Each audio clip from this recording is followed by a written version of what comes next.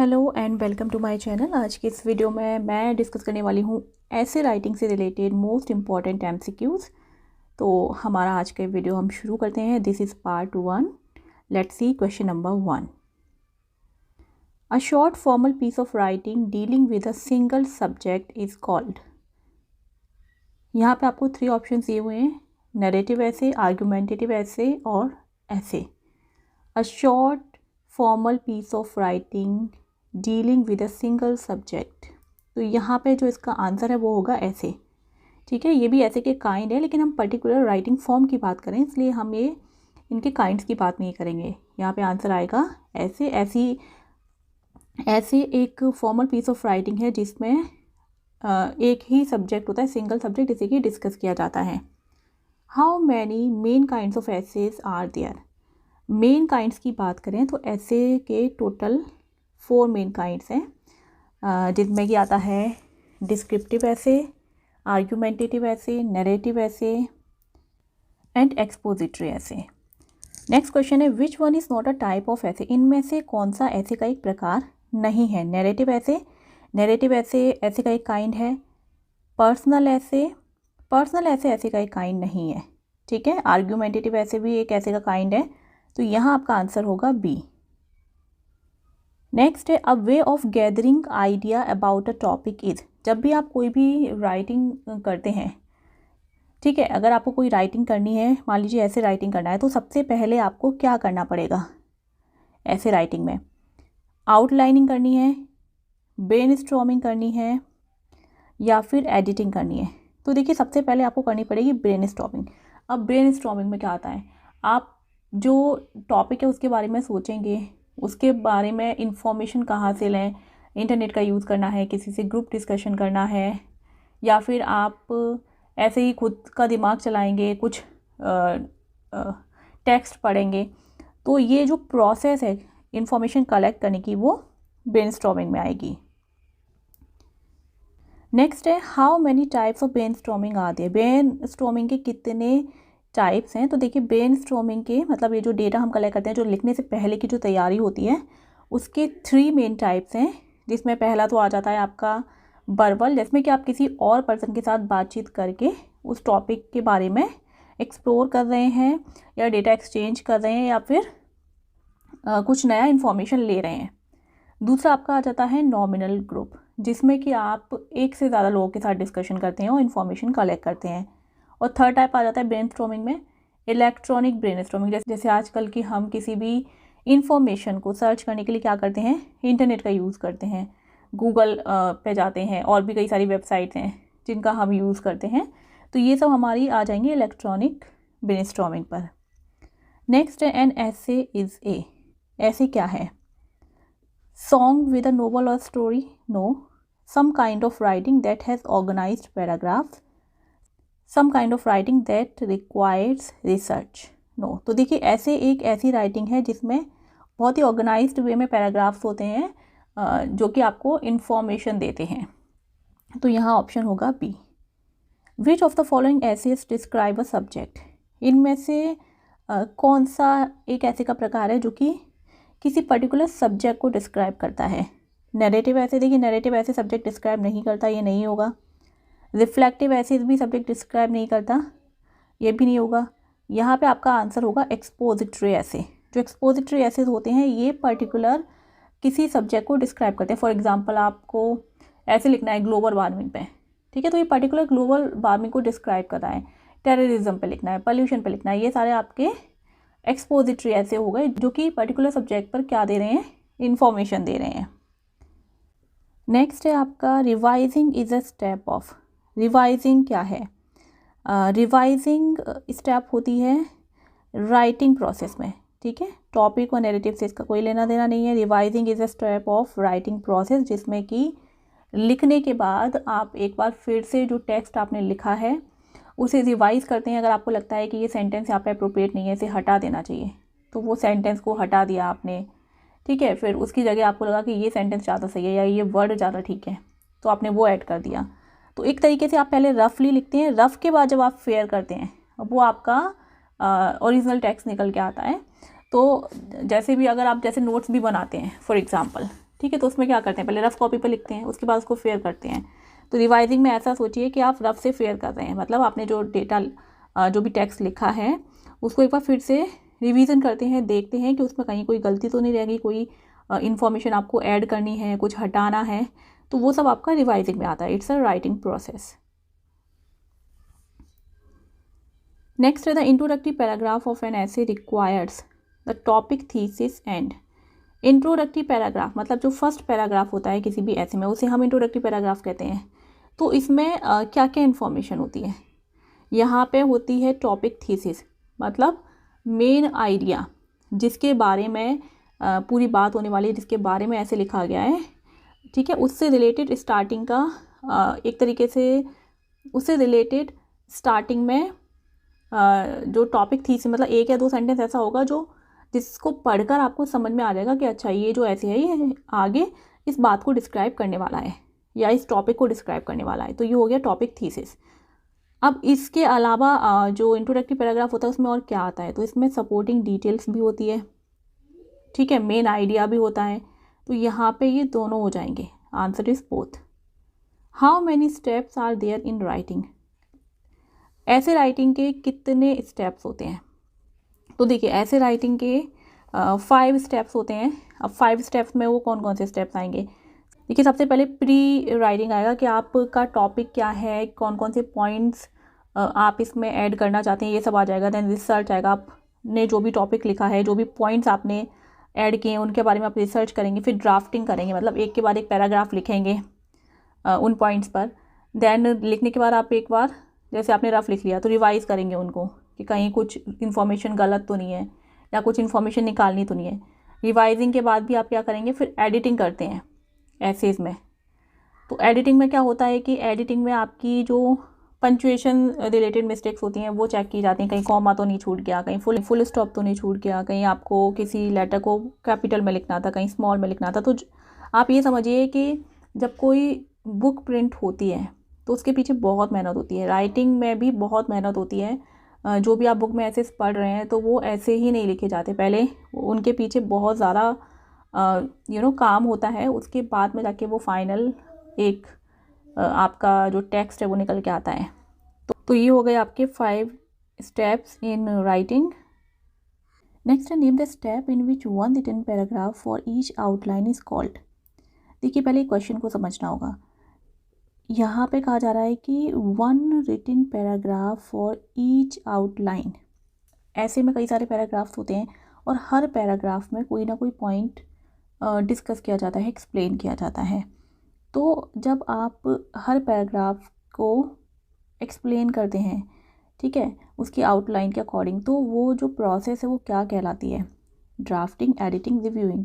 तो यहाँ आपका आंसर होगा ड्राफ्टिंग, क्योंकि आप पैराग्राफ में क्या लिखते हैं, कोई भी आपने एक पॉइंट सोचा, ठीक है, उसको ही तो आप एक्सप्लेन करेंगे एक पैराग्राफ में, फिर सेकंड पैराग्राफ पे आए उसमें आप उससे कनेक्टिंग दूसरा पॉइंट एक्सप्लेन करेंगे। तो इस तरीके से प्रोसेस चलती रहती है।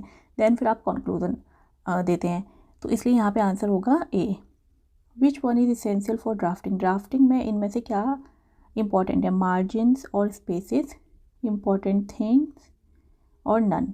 तो देखिए ड्राफ्टिंग मतलब जब आप लिखने का काम करते हैं, पैराग्राफ्स को रफली लिखने का काम करते हैं, तो सबसे इम्पॉर्टेंट होता है मार्जिन्स और स्पेसेस, क्योंकि यहाँ पे रिटन वर्क किया जा रहा है। ओके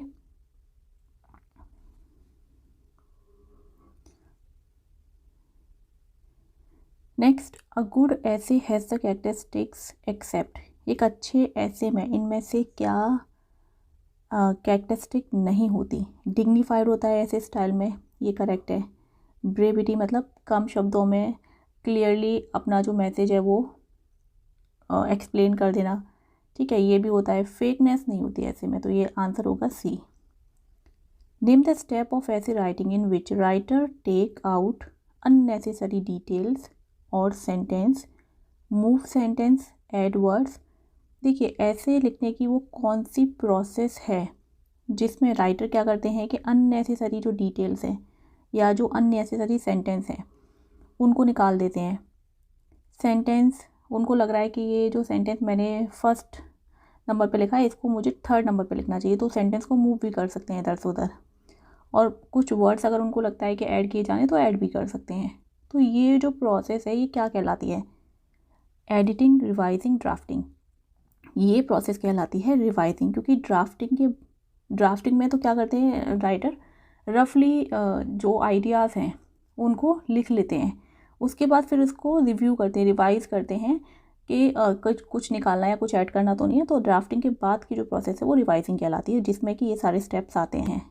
नेक्स्ट है name the step in which the writer check grammar, capitalisation, punctuation and spelling error. किस स्टेप में writer grammar, capitalisation, punctuation and spelling errors को चेक करते हैं?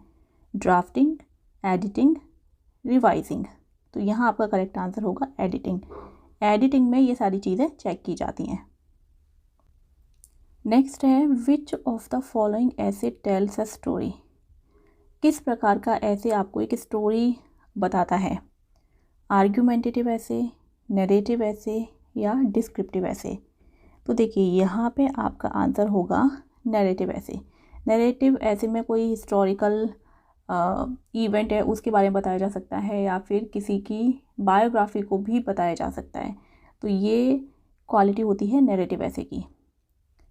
नेक्स्ट है एसेस कैन बी शॉर्ट और लॉन्ग। क्या assess short भी हो सकते हैं या लॉन्ग भी हो सकते हैं?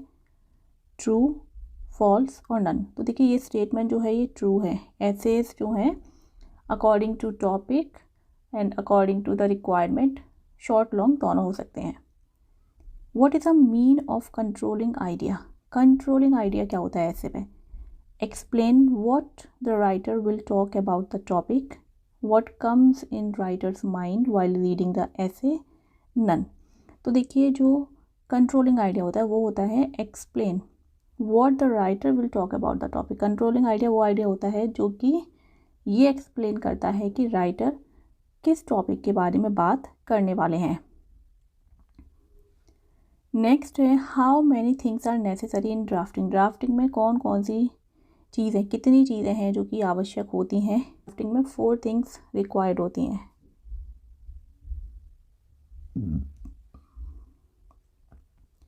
नेक्स्ट है which of the following essays are a set of ones thoughts. कौन से एसेज हैं जो किसी के थॉट्स को डिस्क्राइब करते हैं? Expository, argumentative, reflective. तो जो थॉट्स है ना, किसी पर्सन के पर्टिकुलर थॉट्स वो किसी टॉपिक पर एक्सप्लेन कर रहा है, लिख रहा है, तो ये डिस्क्राइब होते हैं रिफ्लेक्टिव एसेज में। A writer tales a story about a real life experience called. अगर राइटर किसी ऐसे में अपना रियल लाइफ एक्सपीरियंस एक्सप्लेन कर रहे हैं तो वो जो ऐसे है उसे क्या कहा जाएगा? एक्सपोजिटरी ऐसे, डिस्क्रिप्टिव ऐसे या फिर नरेटिव ऐसे। तो देखिए यहाँ पे आंसर होगा नरेटिव ऐसे। नरेटिव ऐसे में रियल लाइफ एक्सपीरियंस डिस्क्राइब किए जाते हैं। Next in essay writing what is written first about a topic. Essay writing करते समय सबसे पहले टॉपिक के बारे में क्या लिखा जाता है? नेम, इंट्रोडक्शन या फिर उसके एडवांटेज। तो देखिए नेम तो आपका टाइटल में आ गया, जो भी टाइटल है। सबसे पहले हम देते हैं इंट्रोडक्शन, तो यहाँ पे आंसर होगा आपका introduction. Each idea of the essay should be connected to the, मतलब जो ऐसे में जो भी पॉइंट्स डिस्कस किए जा रहे हैं, जो भी आइडियाज़ डिस्कस किए जाते हैं वो कैसे कनेक्टेड होने चाहिए? लाइन से कनेक्ट होने चाहिए, काइंड्स ऑफ ऐसे से कनेक्ट होने चाहिए, या फिर नेक्स्ट आइडिया से कनेक्ट होने चाहिए। तो देखिए यहाँ पे आपका करेक्ट आंसर होगा नेक्स्ट आइडिया, मतलब एक आइडिया दूसरा आइडिया से कनेक्टेड होना चाहिए। मतलब जो स्टोरी वो थोड़ी सी ऐसी लगनी चाहिए, आपस में कनेक्टेड है, जुड़ी हुई है। तो यहाँ आपका आंसर होगा next idea. A good writer must avoid in a good ऐसे। एक अच्छे राइटर को ऐसे में किस चीज़ का यूज़ नहीं करना चाहिए? ब्रेविटी का यूज़ कर सकते हैं। ब्रेविटी जो है ये कैरेक्टरिस्टिक है ऐसे राइटिंग की, जिसमें कि आपको बहुत ज़्यादा लेंथी नहीं लिखना है। अगर आप चाहें तो थोड़ा शॉर्ट करके भी आप अपनी बात को बोल सकते हैं। ये जो टेक्निक ऐसे बोलते हैं ब्रेविटी। डिग्निफाइड वर्ड्स भी आप यूज़ करते हैं ऐसे में। स्लैंग यूज़ नहीं करते हैं, तो यहाँ आंसर होगा slang. A piece of writing that gives the author's own arguments. एक ऐसा ऐसे जिसमें कि ऑथर अपने खुद के आर्ग्यूमेंट, मतलब खुद के जो विचार हैं उसके, खुद को विचार में भी क्या, खुद की जो लॉजिकल आर्ग्यूमेंट्स हैं वो प्रस्तुत करता है, तो ये क्या कहलाएगा, पैराग्राफ कहलाएगा, ऐसे कहलाएगा या लेटर कहलाएगा, तो यहाँ पे कहलाएगा essay. The writer should discuss all sides of the arguments but must be able to communicate clearly is the type of essay. वो कौन सा ऐसे टाइप है जिसमें राइटर डिस्कस करते हैं all sides of the argument, मतलब उसके एडवांटेज डिसएडवांटेज ये सब कुछ जब डिस्कस किए जाते हैं, तो उस जो ऐसे है उसे हम क्या बोलेंगे, पर्सुएसिव ऐसे बोलेंगे, राइटिंग ऐसे बोलेंगे, या फिर आर्ग्यूमेंटेटिव ऐसे बोलेंगे। तो यहाँ हमारा आंसर होगा सी, आर्ग्यूमेंटेटिव ऐसे। मान लीजिए किसी को ऐसे लिखना है कि इंटरनेट इज़ गुड और बैड, इस पर अपने आर्ग्यूमेंट देकर एक ऐसे लिखिए। तो यहाँ पे आपको इंटरनेट के एडवांटेज डिसएडवांटेज दोनों ही डिस्क्राइब करने होंगे, तो ये आपका एक आर्ग्यूमेंटेटिव ऐसे हो जाएगा कि हो जाएगा। नेक्स्ट है descriptive essays explains a person place और अ थिंग। डिस्क्रिप्टिव एसेज में किसी भी पर्सन प्लेस और थिंग को डिस्क्राइब किया जाता है। तो ये जो स्टेटमेंट है इज़ इट ट्रू फॉल्स और नन, तो देखिए ये जो स्टेटमेंट है एकदम सही है। डिस्क्रिप्टिव ऐसे में हमेशा किसी पर्सन प्लेस या किसी थिंग को डिस्क्राइब किया जाता है, जैसे कि ताजमहल के ऊपर आपको ऐसे लिखना है, आपने शायद जब स्कूल में लिखा भी होगा कभी, ये कहलाएंगे डिस्क्रिप्टिव ऐसे जो किसी प्लेस को डिस्क्राइब करें। या मान लीजिए आपको अपनी सिटी के ऊपर ऐसे लिखना है, आपको माई टीचर ऐसे लिखना है, या माई आइडियल पर्सनैलिटीज़ के ऊपर ऐसे लिखना है, पर्सन हो गया, तो ये सारे डिस्क्रिप्टिव ऐसेज हो गए। The writer concludes by logical reasoning in essay. किस प्रकार के ऐसेज में राइटर कंक्लूजन निकालते हैं बाय लॉजिकल रीजनिंग, तो देखिए लॉजिक का यूज़ कहाँ होता है, आर्ग्यूमेंटेटिव ऐसेज में ही होता है, ठीक है, क्योंकि वहाँ पे जो एडवांटेज हैं डिसएडवांटेज हैं उन सबको डिस्कस किया जाता है। तो यहाँ आंसर होगा C. Making a list, free writing, mapping are the types of. ये जो सारी चीज़ें हैं, लिस्ट बनाना, फिर लिखना उसके बारे में, ठीक है, मैपिंग करना, ये सब किस में आते हैं, आउटलाइनिंग में आते हैं, ड्राफ्टिंग में आते हैं, या ब्रेनस्टॉर्मिंग में आते हैं। तो देखिए ये सारे जो टर्म्स हैं ना, ये ब्रेनस्टॉर्मिंग में आते हैं। और ब्रेनस्टॉर्मिंग क्या होती है, कोई भी ऐसे लिखने से पहले या कोई भी राइटिंग करने से पहले, चाहे वो ऐसे हो या फिर कोई राइटर कोई बुक लिखने जा रहा है, तो उससे पहले वो ब्रेनस्टॉर्मिंग करता है, जिसमें वो लिस्ट बनाता है कि वो बुक में क्या क्या लिखना चाहता है, ठीक है, फिर उसके बारे में कुछ फ्री राइटिंग करेगा जो उसको समझ में आएगा, रिसर्च भी करेगा, इन्फॉर्मेशन कलेक्ट करेगा, लिस्ट बनाना, फ्री राइटिंग करना, मैपिंग करना, ये सब ब्रेनस्टॉर्मिंग के टाइप्स हैं। इन विच ऐसे first paragraph begins your story. किस तरीके के ऐसे में जो पहला पैराग्राफ है ऐसे का वो आपकी स्टोरी की शुरुआत करता है, नरेटिव, एक्सपोजिटरी और आर्ग्यूमेंटेटिव।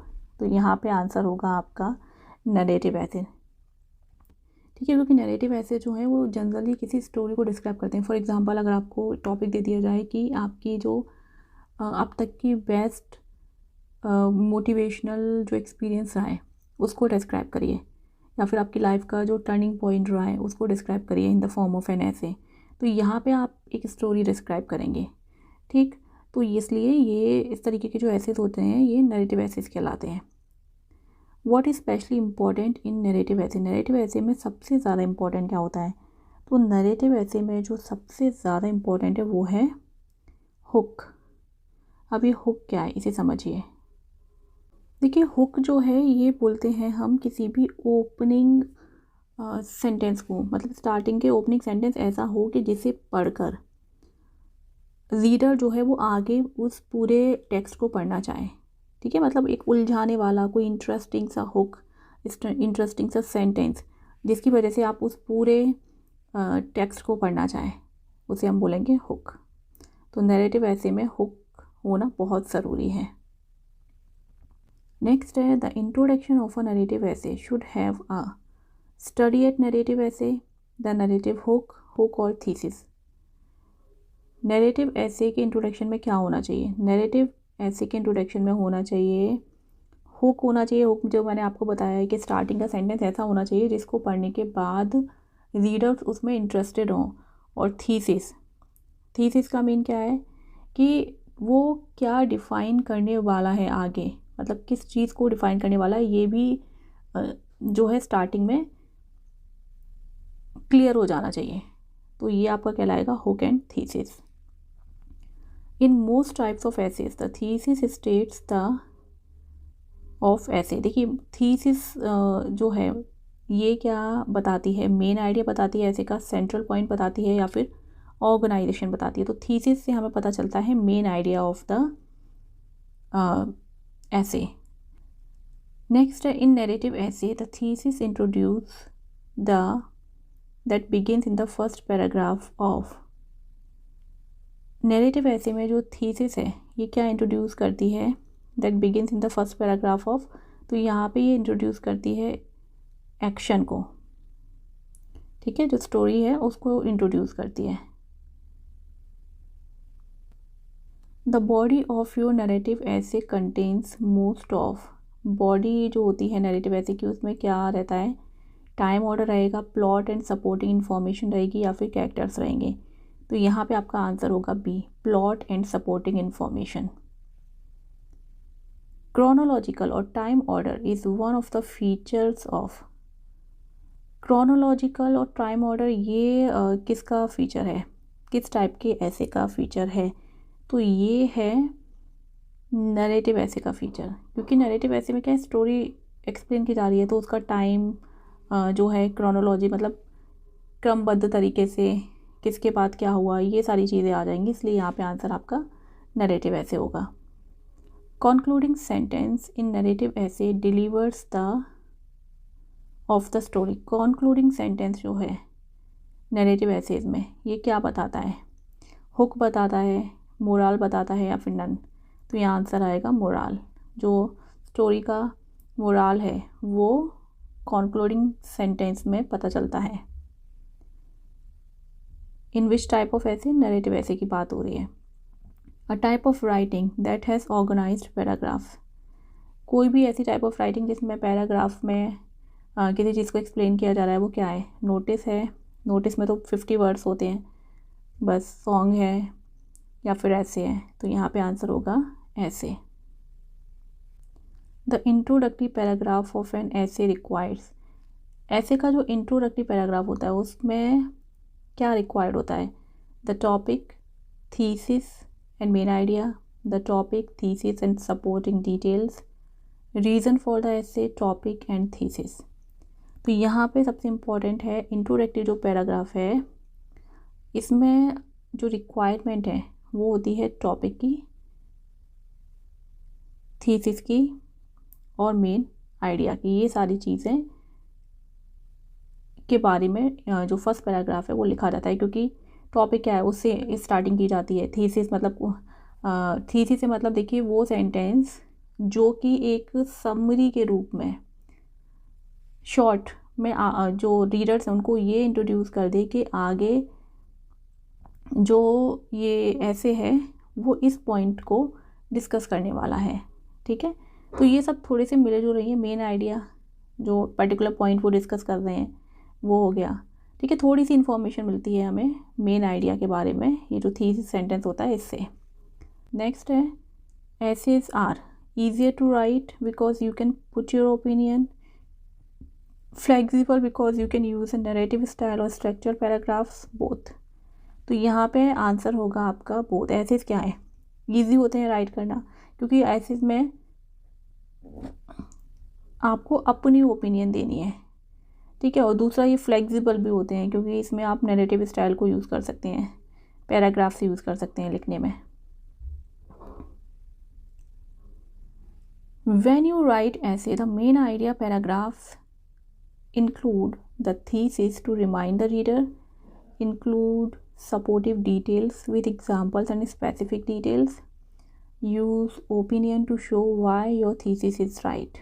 तो जब भी आप ऐसे लिखते हैं तो जो मेन आइडिया पैराग्राफ्स होते हैं वो इंक्लूड करते हैं सपोर्टिव डिटेल्स, मतलब जो मेन डिटेल है उसको सपोर्ट करने के लिए। मान लीजिए आप किसी ग्लोबल वार्मिंग को ही एक्सप्लेन कर रहे हैं तो कैसे आप कह सकते हैं कि ग्लोबल वार्मिंग बढ़ रही है, तो उसके लिए आप कुछ एविडेंस भी देंगे, है ना। तो वो सपोर्टिव डिटेल्स में आ जाएगा।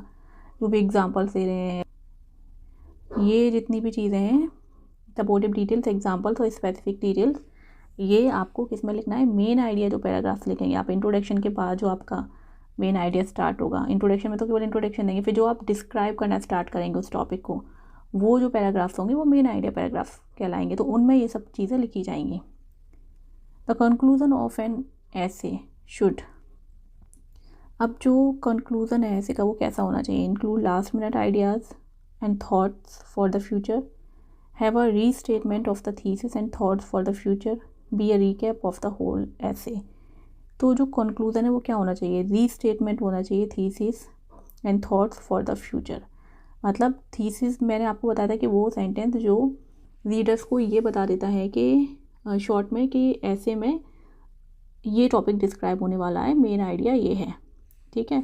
तो उसी को कंक्लूड करते हुए कंक्लूजन लिखा जाता है। और थॉट्स फॉर द फ्यूचर, मान लीजिए आपको कोई सजेशंस देने हैं, ग्लोबल वार्मिंग पे ही आप लिख रहे हैं, तो क्या सजेस्ट कर सकते हैं, तो थॉट फॉर द फ्यूचर में आपका ये आ जाएगा, रिकमेंडेशन सजेशंस आ जाएंगे कुछ जो आपको अपनी तरफ से लगता है। नेक्स्ट है descriptive essays describe a place, person और थिंग। क्या ये स्टेटमेंट ठीक है, डिस्क्रिप्टिव एसेज जो है ये किसी पर्सन, प्लेस और थिंग को डिस्क्राइब करते हैं, true false none, yes. Descriptive essays जो होते हैं ये पर्सन, प्लेस या थिंग को डिस्क्राइब करते हैं। What is the first paragraph be called in a formal essay, किसी भी फॉर्मल ऐसे में जो फर्स्ट पैराग्राफ होता है उसे हम क्या बोलते हैं, बिगिनिंग, हुक और इंट्रोडक्शन। तो फर्स्ट पैराग्राफ को हम बोलते हैं introduction. Next, what is the last paragraph be called in a formal essay, किसी भी फॉर्मल ऐसे में जो लास्ट पैराग्राफ होता है उसे हम क्या बोलते हैं, इंट्रोडक्शन, कंक्लूजन या फिर एंडिंग। तो देखिए लास्ट का जो पैराग्राफ होता है उसे हम बोलते हैं कंक्लूजन, तो यहाँ पे आंसर होगा हमारा बी। आज की इस वीडियो में इतना ही। I hope this video will help you, और बाकी के जो क्वेश्चन हैं वो हम पार्ट 2 में डिस्कस करेंगे। Thank you so much for watching.